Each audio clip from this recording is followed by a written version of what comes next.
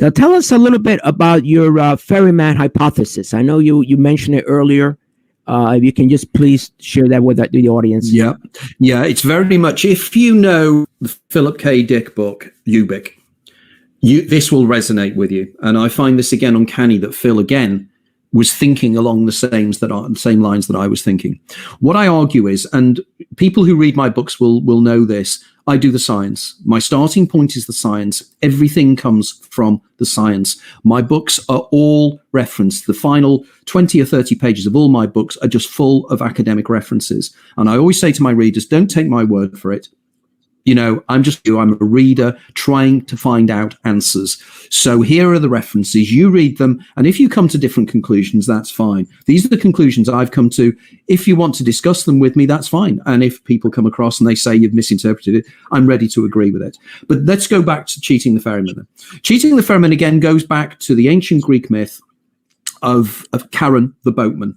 And the idea is, isn't it, when the ancient Greeks died, what would happen is that they would play the eyes of the corpse to a coin called oboli, or underneath the tongue, one of the coins called an obolus.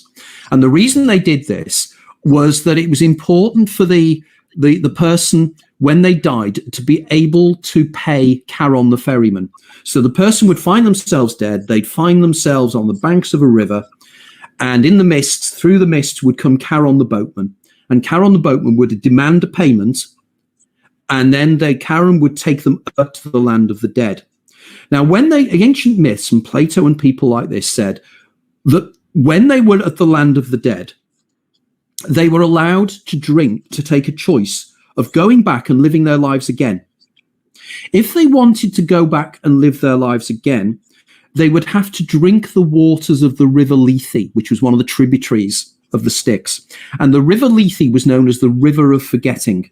It wiped away memories. I talked earlier on about anamnesis, and Phil talks about this. So when they drank the waters of the Lethe, they forgot who they were, forgot that they'd lived their lives, and Charon would take them back, and they'd get their fund, they'd be refunded, they'd cheat the ferryman.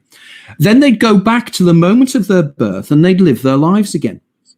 In a state of amnesis, in a state of not remembering that they'd lived their lives before. But I argue that when they go back, there is a part of them that does remember. And that part of them is the daemon. The person who lives the life in ignorance of the fact they lived their life before is called an eidolon.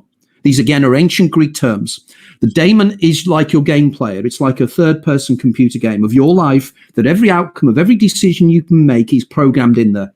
So imagine a computer game of your life. And every choice you make, like the Garden of the Forking Paths of Borges, is already in there programmed. It's already within the information field, the Akashic field that Irvin Laszlo talks about, the 0 point field, the digital information we exist within. Now, so it means that you live your life again, and your daemon can warn you. So when I mentioned Phil's daemon warning him about events in his life, there's the science of it. The science is that he has lived his life before. Now, I know people are turning around saying, you haven't put any science in here yet. Well, I have, because the simulation argument is a very powerful argument within quantum physics. We know that reality is not real in the same way. It's 99.999999996 empty space. Okay, but we can go on. We haven't got time to go into this. So, why do I think that this hypothesis, this cheating the ferryman hypothesis, is a valid argument? And I'll give you two pieces of powerful information. In the near-death experience, the point when people get to the point of death, there are various traits called moody traits or Grayson traits. And Bruce Grayson, by the way, was the guy that wrote the foreword to my first book. So they say that there are certain things that medical people can diagnose as being a near-death experience. There are two of them that are particularly interesting to me. One of them is when time slows down. People turn around and say that when I was dying, when I had my near-death experience, time just spread out. And of course, there'll be people out there that will know this. When you're in a car crash, when you get given bad news, time just goes zhoosh. And you go, what's happening? And people falling off horses. People have told me they fell off a horse and they were falling for hours. You know, car crashes, they have time to get round the car crash because there's a release of neurochemicals in the brain. Either it's glutamate, which is a known neurotransmitter in the brain, and the glutamate flood, or it's a release of endogenous, that is internally generated dimethyltryptamine. And I think it's released via the pineal gland, and I think it's synthesized from melatonin, which I do in my later books. Okay, so time slows down. That's the one thing people talk about. The second thing people talk about is even more important. It's called a panoramic life review. My life flashed before my eyes. I'm writing up the panoramic life review chapter for my new book at the moment because I'm rewriting all my ideas in a final book that will pull this all together.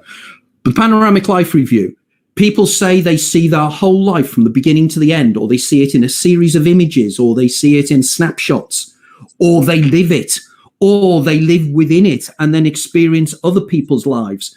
In my own podcast, I had a guest a couple of days ago who had a near-death experience when he was drowning in the sea off the UK. He was catapulted back to his childhood when he was knocked over in the road by a woman in a car. He lived the whole of him running across the road, felt his leg being broken and everything. Then wham, in the brain of the woman in the car, looking down at her legs because she's got a ladder in her stockings. And she's fiddling with the ladder, and she looks up and she sees the kid run across the road. She gets out the car. He feels all her pain and everything. So this is a known experience. So imagine that's in a near-death experience. Imagine in a real death experience, that time dilation that I talked about expands outwards to be 60, 70 years. Suddenly you've got a whole life. In the final seconds of your life, you've got a whole lifetime. And you live your life again. But this time you can change it like you can in a computer game, and you take a different route. How do I know that this happens? One phenomenon. Well, there's precognition, which is one thing where people can precognize the things that people have past life, future memories that Phil had and various other things. But the most important factor is a known phenomenon that 70% of human beings will experience at least once in their lives. Deja vu. Deja vu, or more technically deja vecu, already lived, is evidence that you have lived this life before. It is not the explanations you get in neurology. Do you know there are 72 explanations in a latest book about deja vu? Mine is one of them, by the way. It's in the book. It's in the academic book on it. Most people will quote the Efron thesis. It's called the visual pathways, the idea effectively that one eye sees something a split second before the other, and you get the feeling of double vision, and you get the feeling you've lived it before. That's not a deja vu. Anybody that experiences deja vu, no, it's not. You know what's going to happen next. People who have precognitive deja vu experiences where they know what's going to happen next. It's just they can't communicate it. So what is deja vu? It's your remembering that you've lived this moment before. Other people turn around and say deja vu is evidence of reincarnation. Stop and think for a second. If you have a deja vu sensation now, you're not, and it's something in a past life, you wouldn't be in a studio in New York wearing the clothes you're wearing. You would be wearing medieval clothes, or you'd be wearing Victorian clothes or 1920s clothes. You're not. If you have a deja vu sensation now, you're you in your wearing your clothes because it's you now. And that's the most important point. And people miss that point. So cheating the ferryman effectively are that we are living our lives again and again and again. If you get deja vu, that is what is happening, or deja vecu. And you get warned. And the reason why, and this is an interesting statistic, the older you get, the less deja vus you get. And this is a mystery to psychologists. Not to me, it isn't. It's logical. Because the more you move through your life, you're going to get to the point you died last time. And when you get to that point and your daemon saves you and you continue, that life is completely new to you as it is to your daemon. So it's new. You're not going to get deja vus anymore because you've not lived it before, if that makes sense. That's basically it. That sort of reminds me of the Kabbalistic idea of tikkun, of a correction. And if a correction is made, then you have an opportunity to move forward. Otherwise, you end up having to repeat it again until you learn that mistake. It's almost similar to the idea of karma. It is. And of course, my argument is, and I've used this argument at times, that if you consider that reincarnation is as it's believed, i.e. you die and you're reborn as somebody else, somewhere else on the planet, or you're reborn as an animal. You've forgotten all your past lives and everything, and you start your life again. How can you ever learn from your mistakes if that's the scenario? Right. Karma means you have to know in some way the mistakes you made last time to avoid them. You have to know. To learn, you have to know and relive the things you learned last time. Hurt the same people or not hurt the same people. My argument, I think, in many ways for a lot of people is actually really enlightening, because it means when you die, you're not going to lose all the people you love. You're going to be living with them again. You know, you're going to live with them again. And those people you hurt in the last life, you're going to be able to make better. You're going to not do the mistakes you did. You're not going to hurt that girl. Conversely, you're not going to marry that man that ended up beating you up, because your daemon will warn you to stop you doing it. And in which ultimately, over many lives, because I argue that you live your life like Groundhog Day, the movie, and what you do is you live as many lives as is needed to live the perfect life. And when you do, and it's all happening in the final seconds of life, and when you do, then you move on to whatever this life is. And you have a choice then, and this is hypothetical, I don't know, I don't do the science of this because you can't, but there's then a decision to be made.